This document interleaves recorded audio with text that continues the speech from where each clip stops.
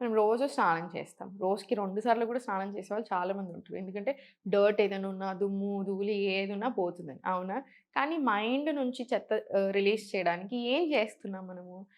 ఒక్క గంట యోగా ప్రాక్టీస్ చేసుకోమంటే చాలామంది అసలు ఎక్సర్‌సైజ్ ఎనీథింగ్ అదర్ దాన్ ఏదైనా సరే యోగా కానియండి, ఎక్సర్‌సైజ్ చేసుకోమని చెప్తే అసలు టైం లేదని అంటారు. టైం లేదని ఎందుకు అంటున్నారు? మీకోసం మీరు ఒక గంట కేటాయించలేకపోతే ఎలా?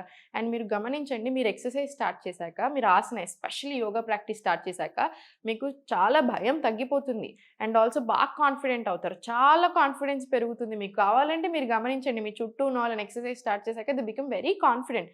మంచిగా నవ్వుతారు. సడెన్‌గా లోకం బ్యూటిఫుల్‌గా అనిపిస్తా ఉంటుంది. కైండ్ అనిపిస్తా ఉంటుంది. హంబుల్ అవుతాము. అన్నెసెసరీ ఎమోషన్స్ వచ్చినప్పుడు ఎలా కంట్రోల్ చేసుకోవాలి నేర్చుకుంటాం. సో, ఇలా రకరకాల రీజన్స్‌కి చేస్తాం మనం. జస్ట్ ఫ్యాట్ లాస్ అవ్వడానికో, వెయిట్ లాస్ అవ్వడానికో కాదు.